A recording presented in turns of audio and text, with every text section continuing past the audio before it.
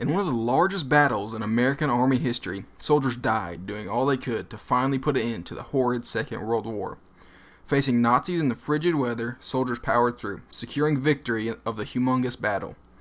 I'm Mr. Birch, and this is a brief overview of the Battle of the Bulge.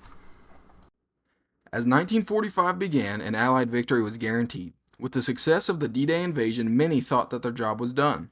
But within the last month of 1944, Adolf Hitler launched an attack, desperate to do something to counter his upcoming loss. Hitler ordered a surprise counterattack in France that pushed the Allies 50 miles back, making somewhat of a bulge in the lines that they held, hence the name, the Battle of the Bulge. This turned into arguably the largest battle ever fought by the United States Army, but in early 1945, Hitler's attack had been extinguished. This battle tested the fortitude and strength of every American soldier involved. How did this happen? Early morning on December 16, 1944, over 200,000 Nazi troops and nearly 1,000 tanks initiated Hitler's last effort to turn the tides of war. The goal of this attack was to split the Allied forces like he had done previously back in 1940. It should be heavily noted that soldiers were not only fighting Nazis, but the elements too. Many froze to death.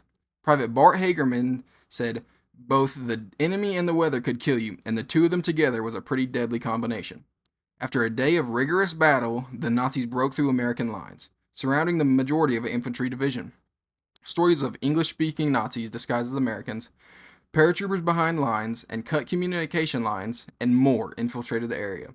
This battle put fear in people's hearts. Paris instituted all-night curfews. Belgians put away the Allied flags and dug out their swastikas. British veterans nervously waited for the Americans' reaction to a full-scale Nazi offensive. Even American civilians who thought the war was over sat on the edge of their seats awaiting an outcome. Now, how exactly was this countered?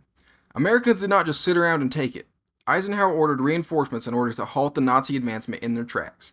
In fact, he ordered over 500,000 American soldiers to the effort. Success did not come easy. General Patton's Third Army turned north to counter the German flank. Soldiers did everything they could to slow Nazi advance.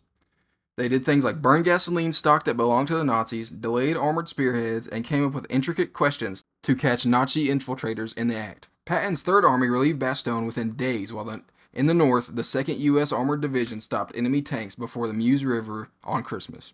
All the way through January, soldiers trekked through deep snow attacking the Bulge, shrinking it until they had restored the front lines and set the scene for a true victory. Now, what exactly was the outcome? Though this battle claimed more than 70,000 American lives, never again would Hitler be able to launch such an attack. British Prime Minister Winston Churchill said, "This is undoubtedly the greatest American battle of the war and will, I believe, be regarded as the ever-famous American victory." Many argue to this day that the Battle of the Bulge is the greatest battle in American history. The Battle of the Bulge is undoubtedly etched into American history with great honor.